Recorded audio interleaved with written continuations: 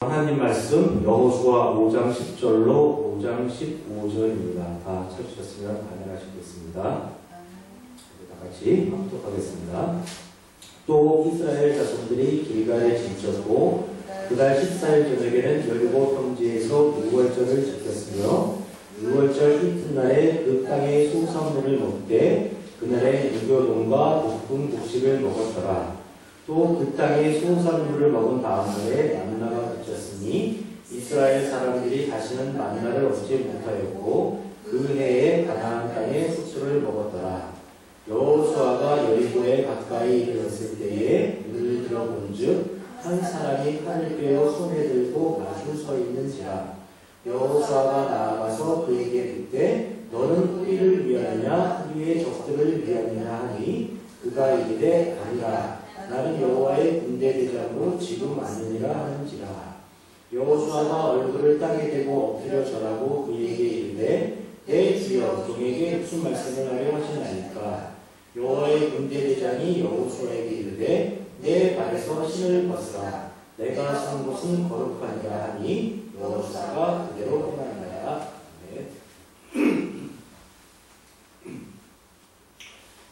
지난주에 살펴본 것처럼 이스라엘 백성들이 요단강을 건너 가나안 땅에 들어와서 처음으로 행했던 일은 할례였습니다. 그런데 당시에 여러 가지 상황을 살펴볼 때 할례를 행하는 일은 정말로 무모하기 짝이 없는 일이었습니다. 이미 가나안 땅에 두색의 틀을 잡고 있는 이방 민족들이 바라보는 앞에서 또 혹시 또 그들이 선제 공격을 감행했을 때 다시 또 가나안 땅을 요단강을 건너서 도망갈 수도 없는 그런 상황 속에서 할례는 절대로 해서는 안 되는 그런 일이었습니다. 잘못하다가는 이스라엘 모든 백성들이 그 자리에서 진멸을 당할 수도 있는 지극히 위험한 상황이었기 때문입니다. 그런 에도 불구하고 하나님은 할례를 행하게 하셨고 또 그런 상황이었음에도 불구하고 이스라엘 백성들은 기꺼이 할례에 응했습니다. 어떻게 그런 일이 가능할 수 있었습니까? 그 이유는 너무나 간단했습니다. 할례로 인해서 성인 남자들이 꼼짝 못하고 누웠다고 하더라도 결코 아무 일도 생기지 않을 거라는 것을 하나님은 이미 아시고 계셨기 때문입니다. 또 이스라엘 백성 입장에서는 혹시 설령 또 천에 하나 만에 하나 무슨 일이 생긴다고 하더라도 하나님께서 반드시 보호해 주시고 하나님께서 반드시 책임져 주신다는 것을 이스라엘 백성들이 굳게 믿게 되었기 때문입니다. 갈라진 요단강을 건너면서 이스라엘 백성들은 가나안 땅에 들어가는 것이 자신들의 일이 아니라 하나님이 계획하시고 하나님이 진행하시고 하나님이 성취하시고 하나님이 책임지시는 하나님의 일이라는 것을 깨달았던 겁니다. 그렇게 역사하신 하나님께서 말씀하신 겁니다. 설마 무슨 일이 생기겠냐는 겁니다. 설령 무슨 일이 생겨도 가만히 두시겠냐는 겁니다. 그렇게 하나님께서 수고하고 애쓰셔서 요단강을 건너게 해놓고 혹시 이스라엘 백성들이 죽을지도 모르는 그런 위급한 상황에 빠졌을 때 하나님께서 설마 나 몰라라 하시는 겁니다. 이 할례 사건을 통해서 우리는 하나님의 자신감 또 하나님의 책임감 그리고 이스라엘 백성들의 신앙의 성숙함을 목격하게 되는 겁니다. 아무 염려하지 마라. 아무 걱정하지 마라. 그 어떤 일도 일어나지 않을 것이다. 설령 무슨 일이 일어난다고 하더라도 내가 반드시 너희들을 보호할 것이고 내가 반드시 너희들을 책임질 것이다. 이 하나님의 자신감, 하나님의 책임감을 우리는 깨닫게 되는 겁니다. 또 하나님 믿습니다. 하나님께서는 모든 일을 선하게 이끄신다는 것을 믿습니다. 우리는 오로지 하나님 믿고 나아갑니다. 우리는 오로지 하나님 믿고 할례를 받습니다. 그러니까 무슨 일이 생겨도 하나님께서 책임지셔야 합니다. 이렇게 고백하면서 하나님을 온전히 신뢰하고 온전히 따르게 된 이스라엘 백성들의 성숙한 변화, 그 변화를 목표로 하게 된 겁니다. 또 자신들의 변화에 대해서 스스로 놀라워하고 신기해하는 그 이스라엘 사람들을 믿게 된 것입니다. 오늘 본문에 등장하는 6월절 절기도 마찬가지입니다. 여호수아 5장 10절 11절 또 이스라엘 백성들이 길갈에 진쳤고 그달 14일 저녁에는 여리고 평지에서 6월절을 지켰으며 유월절 이튿날에 그 땅의 소산물을 먹되 그날에 무교병과 볶음곡식을 먹었더라라고 기록하고 있습니다. 유월절 절기를 지킵니다. 여러분께서 잘 아시겠지만 유월절은 이스라엘 백성들이 출애굽하기 직전 열 번째 이전이 일어나는 그 시점에서 애굽의 모든 장자들이 죽음을 당할 때에 이스라엘의 장자들은 순양의 뼈를 문설주와 문흰방에 발라서 죽음을 면했던 사실의 그 기원을 두고 있습니다. 그래서 유월절을 히브리어로 패사흐라고 하는데 이것은 통과하다, 면제하다. 즉 이스라엘 집은 통과하다, 이스라엘의 장자는 죽음에서 면제받다 이런 의미를 가지고 있습니다. 유월절 그러니까 혹시 또 이렇게 혼동하는 사람도 있습니다. 유월절, 우리 유월절을 유월절에 지키는 절기로 이렇게 착각하는 분들이 있습니다. 유월절에서 유월이라는 뜻도 조금 전에 말씀드렸었지만은 통과하다, 면제하다 그런 의미가 똑같습니다. 유월, 지나갈 유, 월, 넘을 월, 유월절 같은 뜻입니다. 그런데 이 유월절 절기를 지키는 해가 사실은 그렇게 많지는 않습니다. 출애굽기 12장 14절에서 너희는 이 날을 기념하여 여호와의 절기를 삼아 영원한 규례로 대대로 지킬지니라 라고 하나님께서 모세에게 말씀하셨지만은 실제로 성경에 따르면 출애굽하던 해 그리고 출애굽한 그 다음에 그 두 번만을 지켰을 뿐이고 오늘 본문에 등장하는 유월절 절기는 세 번째 일입니다. 그러니까 오늘 6월절을 포함해서 40년이 넘는 기간 동안에 딱 3번만 6월절 절기를 지켰을 뿐입니다. 6월절 절기가 하나님께서 말씀하신 것처럼 그렇게 중요한 것이었다면 광야에서도 얼마든지 지킬 수 있었습니다.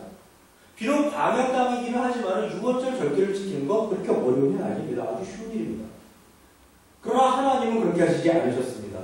할례를 광야에서 얼마든지 행할 수 있었지만 할례를 행하지 않았듯이 6월절 절기도 광야에서 얼마든지 지킬 수 있었지만은 그렇게 하시지 않으셨습니다. 40년이 넘는 긴 세월 동안 가만히 계시다가 가나안 땅 이방 민족과의 전쟁이 곧 일어날 수도 있는 그런 위급한 상황에서 6월절 절기를 지키게 하시는 겁니다.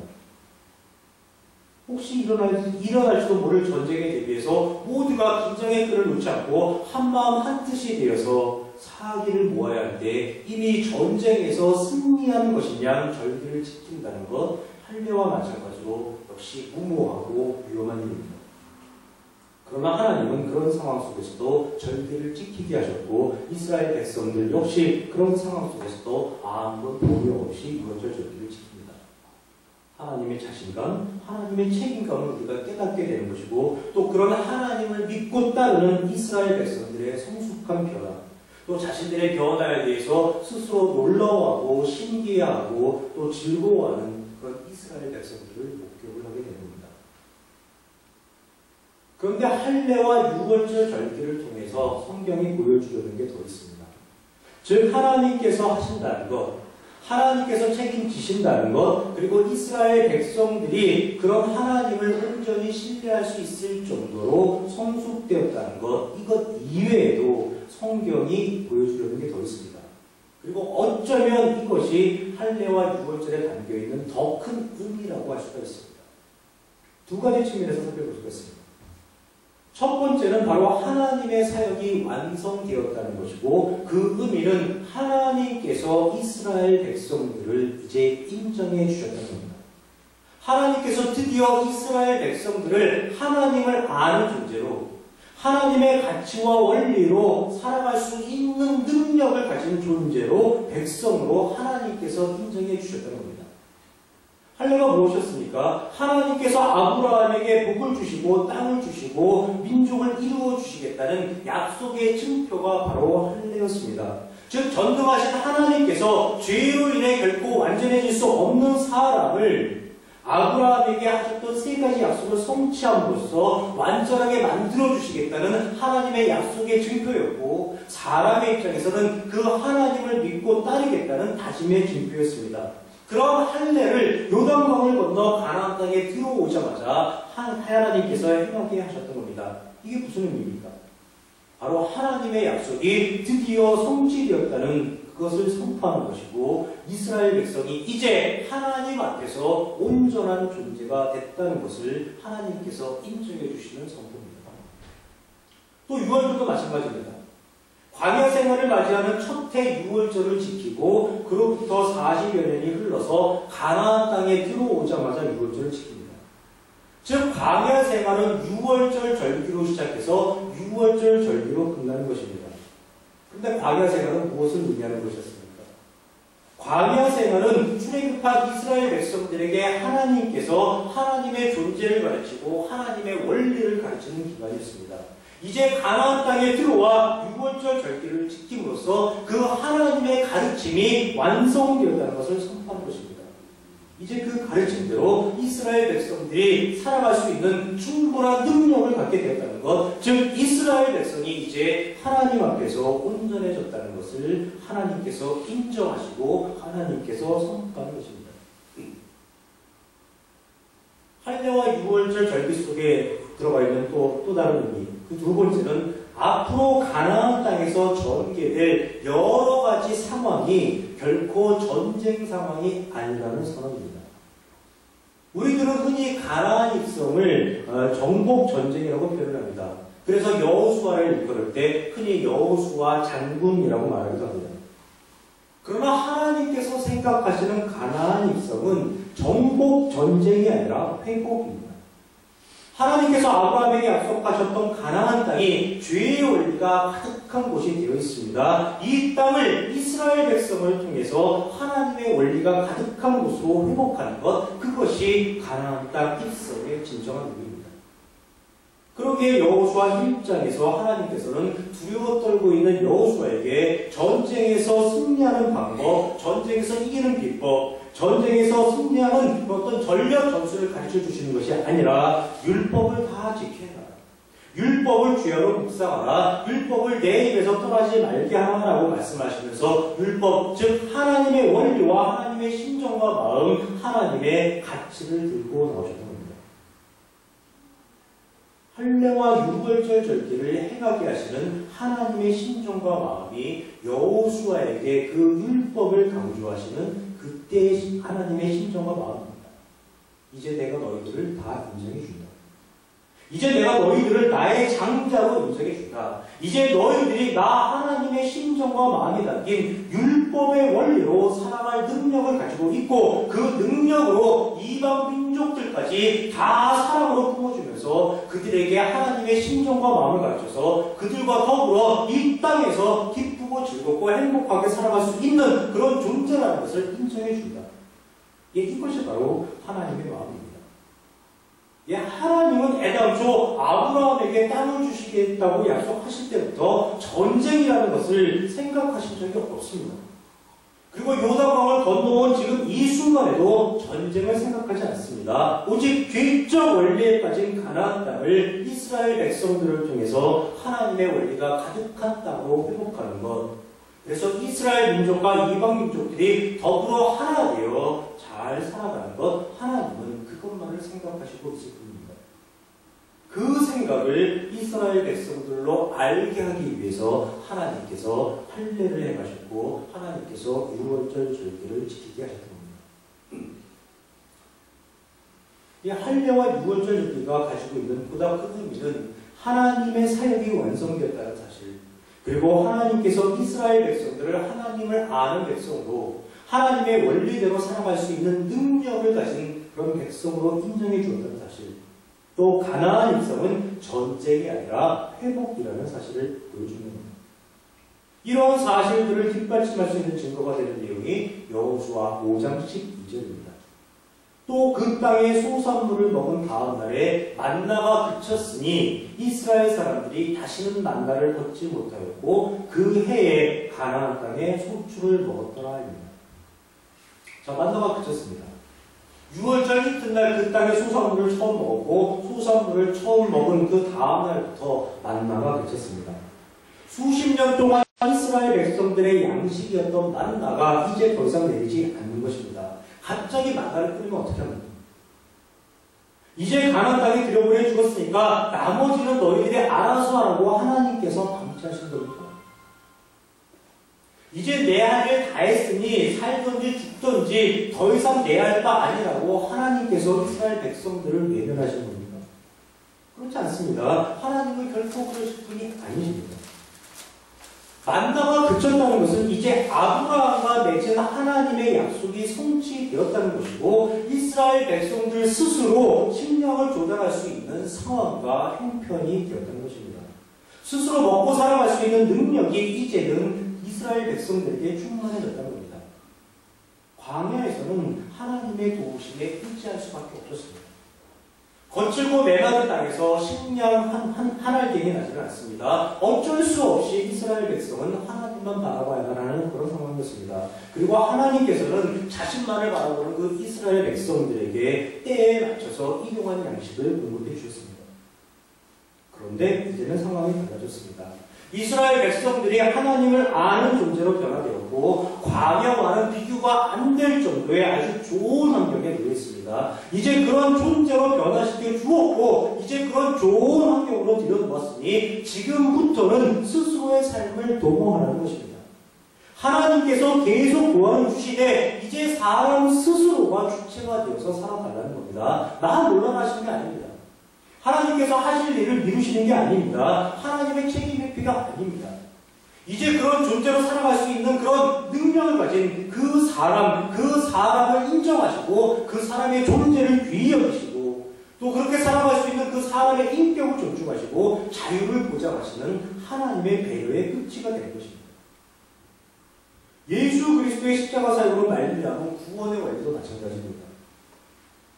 사람 스스로는 결코 죄에서 해방될 수가 없습니다.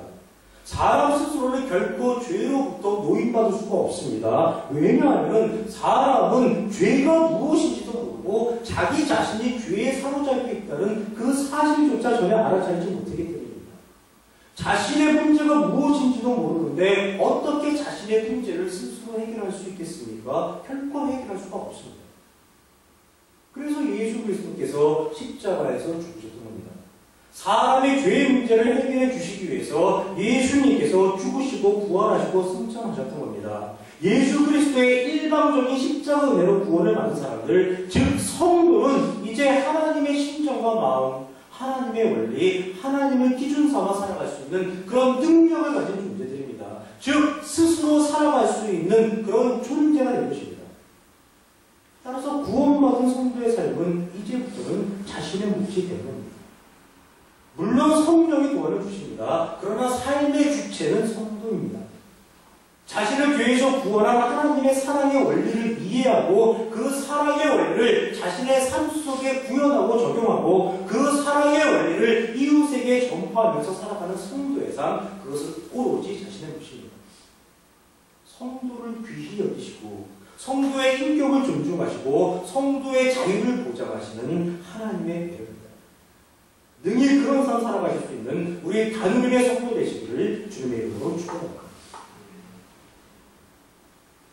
만나가 그쳤다는 것을 통해 우리가 또 기억해야 하는 것이 처음부터 하나님께서는 가나안 땅 이방 민족과의 전쟁을 전혀 고려하지 않고 계셨다는 사실입니다.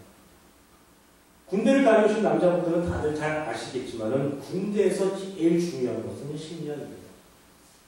아무리 무기가 좋아도 식량이 없으면 모든 것이 헛것이 되기 때문입니다. 그래서 군대에서는 군인들이 먹을 음식거리를 제일 중요하다고 해서 일종으로 분류를 합니다. 의복보다 무기보다 그리고 심지어는 병사 한 사람 한 사람보다도 더 중요하고 귀하게 여기는 것이 바로 식량입니다. 만약 하나님께서 가나안 땅 그 이방 민족 그 가나안 땅 입성을 이방 민족과의 어떤 전쟁이라고 생각하고 계셨다면 하나님은 절대로 만나를 그치게 해서는 안 됩니다. 왜냐하면 전쟁은 이기기 위해서 하는 것이고 전쟁에 이기기 위해서는 식량이 가장 중요한 것이기 때문입니다. 더군다나 이방 민족은 정착민이라서 많은 식량을 비추게 되었을 겁니다. 그러나 이스라엘 백성들의 식량은 오직 하루하루 공급되는 만나였습니다. 더군다나 만나는 비추게 될 수도 없습니다. 이런 상황인데도 불구하고 만나가 그치게 했다는 것은 바로 하나님께서 지금의 상황을 전혀 전쟁의 상황으로 보지 않고 계신다는 것을 보여주는 겁니다.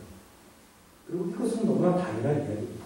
온 인류의 하나님이신 하나님께서 이스라엘 백성들을 살리고자 이스라엘 백성들에게 하나님을 가르치고자 다른 민족들을 사지로 몰아보시면 안 됩니다. 예, 처음부터 하나님은 전쟁이라는 상황을 전혀 염두에 두지 않으셨습니다. 하나님의 관심은 가나안 땅 정복이 아니라 죄에 물든 죄에 찌든 가나안 땅을 하나님의 원리가 충만한 땅으로 회복하는 것이었습니다. 이스라엘 백성들을 통해서 가나안 땅을 하나님의 원리가 충만한 젖과 꿀이 흐르는 땅으로 변화시키는 것, 그것이 하나님의 계획이었습니다. 지금까지 말씀드렸던 것을 간단히 정리를 해드리겠습니다. 할례와 유월절 절개 그리고 만나가 그친 일은 하나님께서 하신다는 것, 하나님께서 책임지신다는 것, 이스라엘 백성들이 하나님을 온전히 신뢰할 수 있을 정도로 성숙되었다는 것, 또 하나님의 사역이 완성되었다는 것, 하나님께서 이스라엘 백성들을 스스로 살아갈 수 있는 그런 존재로 인정해 주셨다는 것을 보여주는 것이라고 말씀드렸습니다. 또 하나, 가나안 유선이 이방 민족과의 전쟁을 의미하는 것이 아니라고 말씀드렸습니다.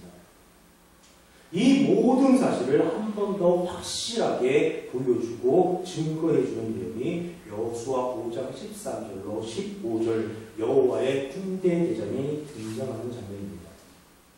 5장 13절에서 15절을 다 같이 한 목소리로 한번 합독을 해보겠습니다. 여호수아가 여리고에 가까이 이르렀을 때에 눈을 들어본즉 한 사람이 칼을 빼어 손에 들고 마주 서 있는지라. 여호수아가 나아가서 그에게 묻되 너는 우리를 위하느냐 우리의 적들을 위하느냐 하니 그가 이르되 아니라 나는 여호와의 군대 대장으로 지금 왔느니라 하는지라. 여호수아가 얼굴을 땅에 대고 엎드려 절하고 그에게 이르되 내 주여 종에게 무슨 말씀을 하려 하시나이까. 여호와의 군대 대장이 여호수아에게 이르되 내 발에서 신을 벗으라. 내가 선 곳은 거룩하니라 하니 여호수아가 그대로 행하니라. 우선 본문의 내용을 자세히 살펴보기 앞서서 여호와의 군대 대장이라는 표현에 대해 잠깐 나눠보겠습니다. 우리는 지금까지 생각하기를 여호수아가 만난 이 사람이 칼을 들고 있고 또 자신을 여호와의 군대 대장이라고 소개하니까 하나님께서 여호수아의 정복 전쟁을 돕기 위해서 파견한 누구일 거라고 생각을 해봤습니다. 하나님께서 함께 하시고 계신다는 것을 보여주어서 전쟁을 앞두고 있는 여호수아와 이스라엘 백성의 사기를 끌어올려주기 위해 하나님께서 파견한 누구일 거라고 생각을 해봤습니다.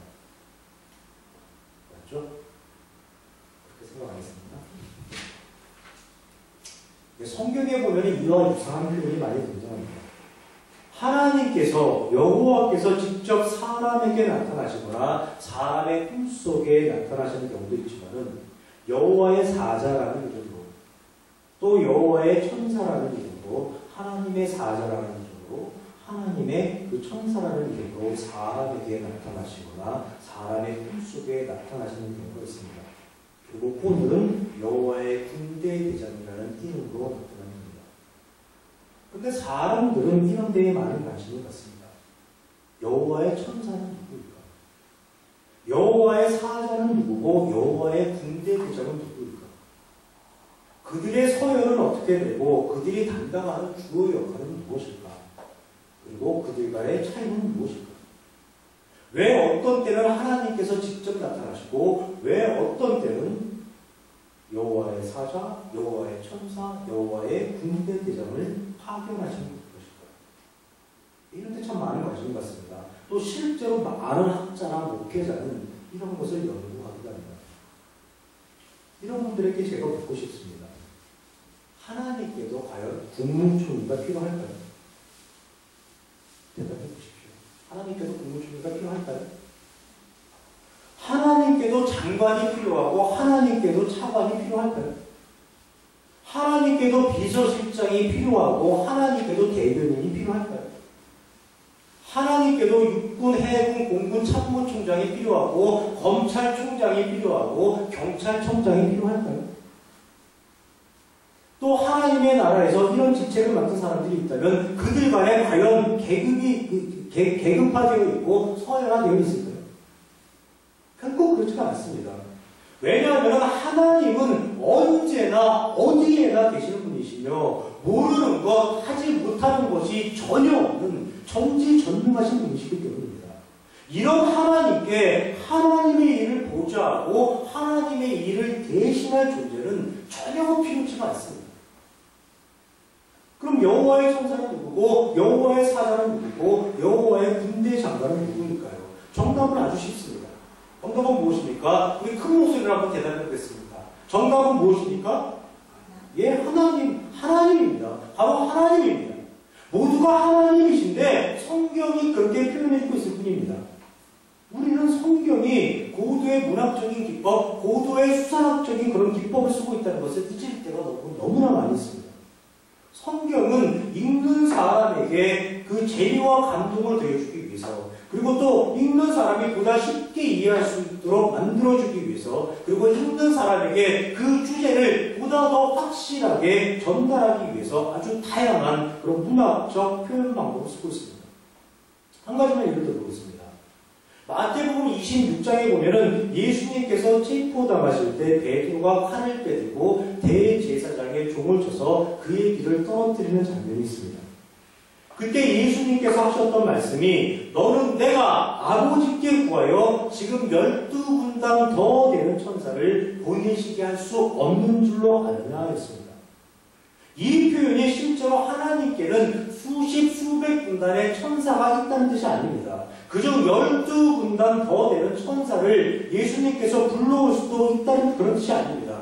얼마든지 예수님 스스로 이 위기를 벗어날 수 있지만은 나는 결코 그렇게 하지 않을 거라는 예수님의 심정과 마음, 예수님의 굳은 결심을 문학적으로 표현한 내용입니다. 이런 것들을 우리가 많이 혼동을 하고 헷갈리는 것 같습니다. 이런 문학적 표현을 제대로 이해하지 못하면 어떤 결과가 나타나는지 아십니까? 14만 4천 명에 들어가기 위해서 어둠과 달려갑니다. 남편 버리고, 아내 버리고, 자식 버리고, 자기 살던 집 다 팔아서 자기 혼자만 14만 4천 명에 들어가서 영생하겠다고 어둠과 달려갑니다. 조금만 생각을 해보면 이 숫자가 문학적 표현, 상징적 표현이라는 것을 금방 알아차릴 수 있는데도 오로지 문자에만 매달리다 보니까 이단의 미혹에 넘어가서 험한 꼴을 당하는 것입니다. 우리 다니엘 성도 중에는 이런 분이 절대로 안 계실 거라고 믿습니다. 계십니까? 왜 아멘이 안 나오죠? 근데 오늘 본문에 등장한 여호와의 군대대장과 여호수아 사이의 대화가 아주 재미있습니다. 먼저 여호수아가 군대대장에게 묻습니다. 너는 우리를 위하느냐 우리의 적들을 위하느냐? 이 질문이 무슨 뜻입니까? 너는 아군이냐 적군이냐라는 질문입니다. 너는 이스라엘 편이냐 아니면 이방 민족 편이냐라는 질문입니다. 여호수아가 왜 이렇게 질문하는가요? 그 이유는 너무나 간단합니다. 여호수아는 지금의 이 상황을 전쟁의 상황으로 인식하고 있기 때문입니다. 요단강을 건너서 가나안 땅에 들어왔습니다. 하나님께서 할례를 하라고 해서 하나님 말씀대로 할례 다 했습니다. 하나님께서 6월절 절기를 지키라고 해서 6월절 절기도 다 지켰습니다. 하나님께서 하라는 것 다 했습니다. 이제 남은 것은 무엇입니까? 이제 가나안 땅으로 진격하는 것만 남았습니다. 여리고성을 향해서 앞으로 나아가는 일만 남았습니다. 하나님께서 아브라함에게 약속하셨던 가나안 땅을 이방 민족, 즉 적들로부터 빼앗는 일만 남았습니다. 그렇게 전의를 불태우고 있는데, 그렇게 이스라엘 백성들의 사기를 끌어올리고 있는데 어떤 사람이 칼을 빼어들고 나타나서 자신의 눈앞에 있습니다. 그때 나올 수 있는 질문, 당연히 너는 아군이냐 적군이냐입니다. 너는 우리 편이냐 적군 편이냐입니다. 예, 여호수아는 현재 상황을 전쟁의 상황으로 인식하고 있는 것입니다. 하나님께서 율법을 다 지켜야 해요. 율법을 주여로 묵상하라. 율법을 내 입에서 떠나지 말게 하라고 말씀하시면서 가나안 입성의 의미를 그렇게 가르쳐 주셨지만은 여호수아는 아직까지 하나님의 그 말씀의 의미를 이해할 수준까지는 이르지 못했던 것입니다. 여호수아가 여호와의 군대 대장에게 너는 우리를 위하느냐 우리의 적들을 위하느냐라고 질문을 했습니다. 그럼 이 질문에 대해 나올 수 있는 대답은 몇 가지가 있을까요? 너는 우리를 위하느냐 우리의 적들을 위하느냐라고 질문을 했습니다. 이 질문에 대해 나올 수 있는 대답 몇 가지가 있을까요? 몇 가지인가요? 네? 아닙니다. 수학 선생님, 경우 교수님. 네 가지 플러스 알파. 네 가지 플러스 알파. 교묘하게 빠져나갑니다. 네, 모두 네 가지의 대답이 나올 수 있습니다. 첫 번째 대답은 나는 이스라엘 편이다라는 대답입니다. 두 번째 대답은 나는 이방민족 편이다입니다. 세 번째 대답은 나는 양자 모두의 편, 즉 이스라엘 편도 되고 이방민족 편도 된다입니다. 네 번째는 나는 그 누구의 편도 아니다가 됩니다. 이렇게 네 가지 경우가 나올 수가 있습니다. 자, 이 네 가지 경우의 중에서 여호와의 그 군대 대장은 어떤 대답을 해야 할까요? 지금까지 흘러온 상황으로 보면 당연히 나는 이스라엘 편이다라고 대답을 해야 합니다. 그런데 여호와의 군대 대장은 그렇게 대답하지 않습니다. 뭐라고 대답을 합니까? 아니라라고 대답을 합니다. 여호수아 5장 14절 그가 이르되 아니라라고 기록하고 있습니다. 아니라 이게 무슨 뜻입니까? 나는 이스라엘 편이 아니다라는 그런 뜻입니까? 잘 이해가 가지 않습니다. 그래서 다른 성경을 찾아보니까 아니라라는 의미를 보다 더 확실하게 표현해주고 있는 성경이 있었습니다. 현대인의 성경은 이 부분을 이렇게 번역하고 있습니다. 그러자 그가 이렇게 대답하였다. 나는 우군도 아니고 적군도 아니다. 이렇게 기록하고 있습니다. 누구의 편도 아니라는 뜻입니다. 또 NIV 영어 성경은 이 부분을 이렇게 기록하고 있습니다. neither라고 기록하고 있습니다. neither의 뜻이 무엇입니까? 이것도 저것도 아니다입니다. 즉 현대인의 성경과 마찬가지로 나는 이스라엘 편도 아니고 이방민족 편도 아니다. 나는 그 누구의 편도 아니다라는 뜻입니다. 예, 여호와의 군대 대장은 지금 누구의 편도 아니다라고 지금 대답을 하고 있는 겁니다. 여러분 여호와의 군대 대장, 즉 하나님이 이해가 가십니까? 지금까지 이스라엘 백성들을 앞에서 당겨주고 뒤에서 밀어주면서 가나안 땅으로 인도하셨던 하나님께서 정작 가나안 이방 민족과의 전쟁이 임박한 상황에서는 나는 너희 편이 아니다. 나는 그 누구의 편도 아니다라고 지금 말씀하고 있습니다. 이 상황이 지금 이해가 가느냐 말입니다. 하나님도 갑자기 전쟁에 들어주셨나요? 가만히 살펴보니까 이스라엘 백성이 이길 수 없는 그런 가능성이 별로 없는 것 같아서 하나님도 면피하려고 지금 이렇게 이 대답 속에 담겨있는 하나님의 의도를 잘 파악하셔야만 합니다. 이 대답의 의미는 여호수아야 지금 너의 질문이 잘못되었다입니다. 당신은 우리 편입니까? 적군 편입니까? 라고 묻는 여호수아의 질문이 잘못된 질문이라고 하나님께서는 말씀하시는 겁니다. 즉 여호수아가 생각하는 것처럼 지금의 상황이 이스라엘 민족과 이방 민족 사이의 전쟁 상황이 아니라고 말씀을 해주시는 겁니다. 그래서 나는 그 누구의 편도 아니라라고 말씀을 하셨던 겁니다. 만약 하나님께서 나는 이스라엘 편이다 혹은 이방민족 편이다라고 대답하시면 결과가 어떻게 됩니까? 하나님께서도 지금의 상황을 전쟁 상황으로 보고 계신다는 의미가 됩니다. 하나님께서도 편가르기를 하신다는 의미가 됩니다. 전쟁이 무엇입니까? 전쟁은 어느 한쪽은 이기고 어느 한쪽은 반드시 지게 되어 있는 게 전쟁입니다. 그런 전쟁을 하나님께서 하나님의 목적을 이루시기 위해 용인할 리가 없습니다. 어느 한 편을 위해서 어느 한 편을 희생시킬 수는 없습니다. 왜냐하면 하나님은 온 인류의 하나님이시기 때문입니다.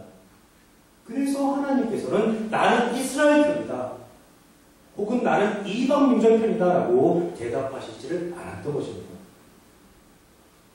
또 하나님은 나는 너희 모두의 편이다 라고 대답하시지도 않습니다. 나는 온 인류의 하나님이기 때문에 너희 모두의 편이다라고 대답하시지도 않습니다. 그렇게 대답하시면 큰일 납니다.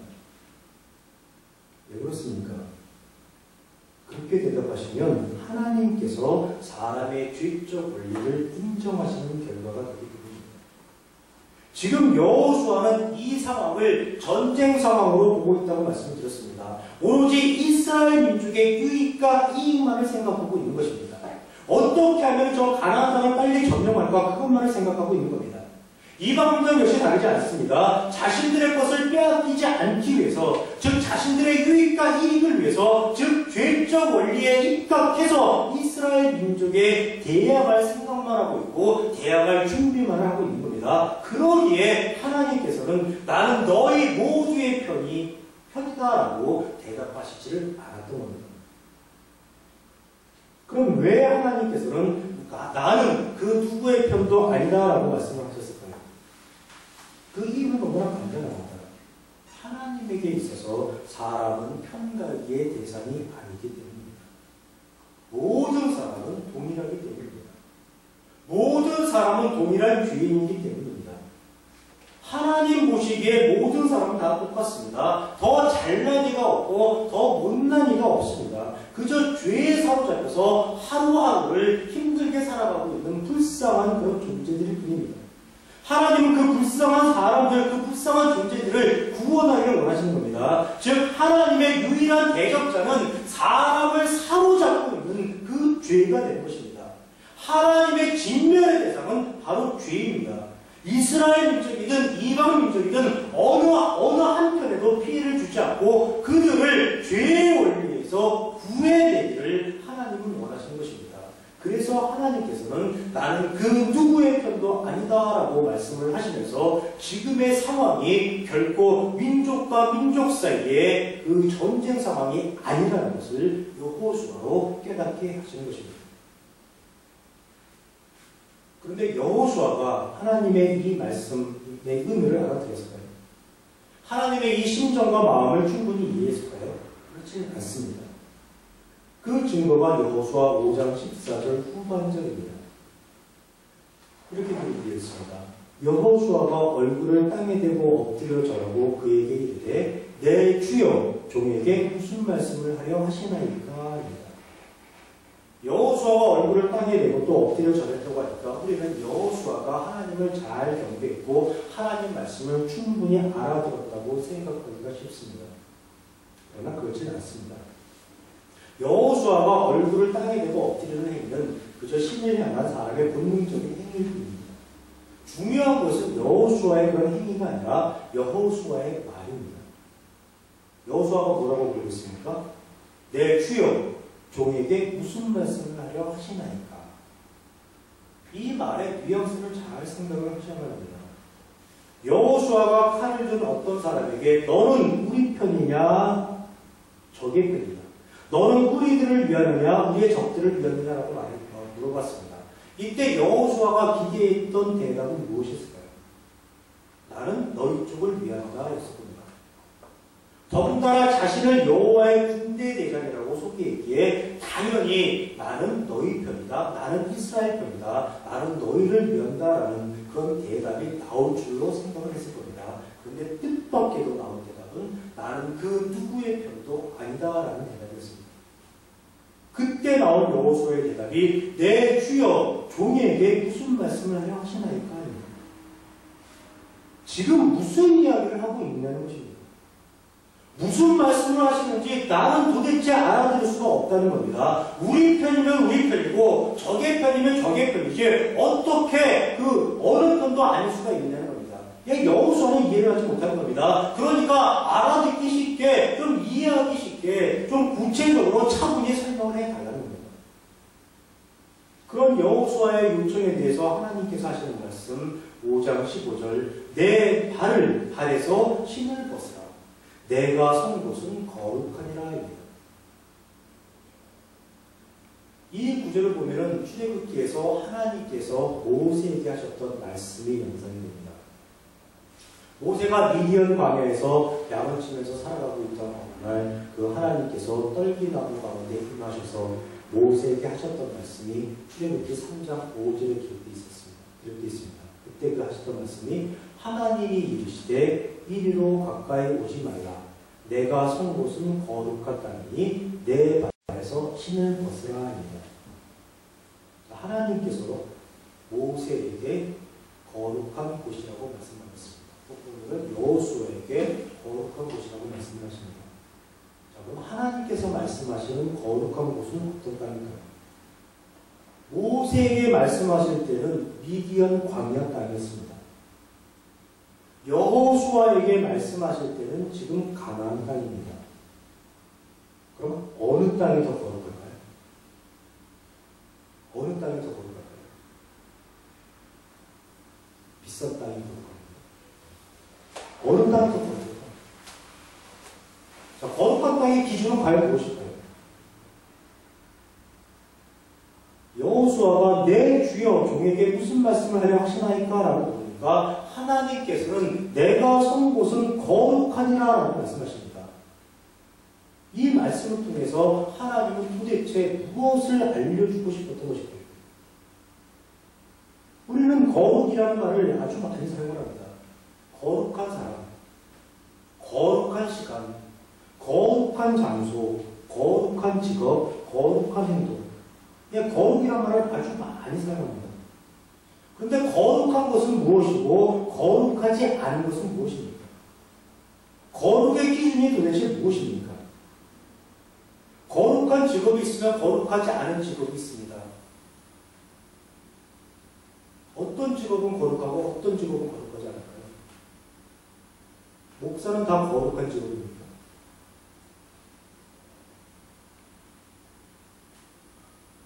오늘 아침 뉴스에 보니까 9만 명?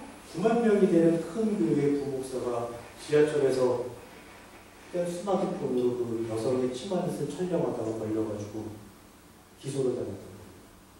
9만 명이, 강남에 9만 명이라면, 9만 명 되는 교회라고 그러면 다 알만한 교회죠.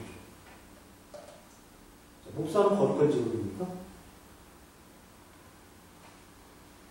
거룩의 기준이 도대체 무엇입니까?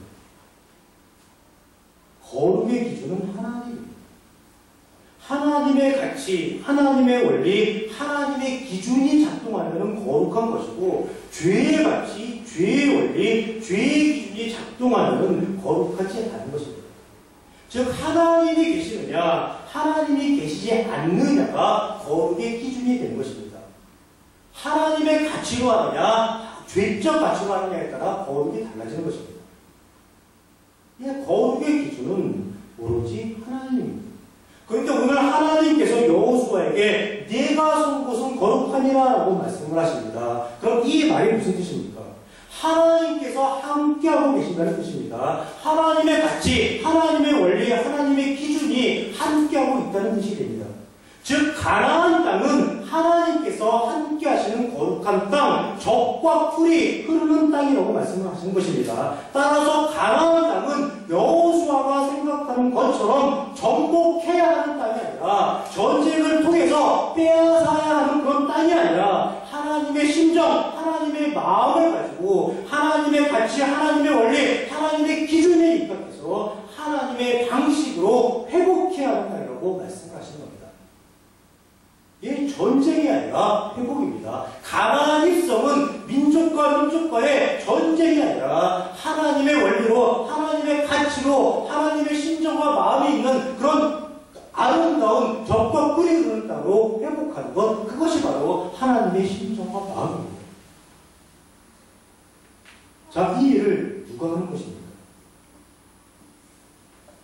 하나님의 심정과 마음이 들어있는 가나안 땅 회복, 이 일을 누가 하는 것입니까? 여호수아와 이스라엘 백성이 한 것입니다. 왜냐하면 그들은 할례를 통해서, 유월절 절기를 통해서, 만나가 그치는 사건을 통해서 하나님을 아는 존재로 이제 확증받았기 때문입니다. 하나님의 원리로, 하나님의 가치로, 하나님의 방식으로 살아갈 수 있는 능력 있는 그런 거룩한 존재로 하나님으로부터 확증받았기 때문입니다. 또 여호와의 군대 대장을 통해서 하나님께서 늘 함께 하시며 도와주실 거라는 그런 약속을 받았기 때문입니다. 여호수아가 이런 하나님의 심정과 마음을 충분히 이해했을까요? 이해하지 못했을까요? 궁금하시죠? 그 결과는 다음 주 여호수아 6장에서 밝혀지게 되어 있습니다. 그 결과가 궁금하신 분 다음 주에 꼭 예배 접속하셔서 만나뵐 수 있기를 주님의 이름으로 축원합니다. 기도하시겠습니다. 하나님 감사합니다.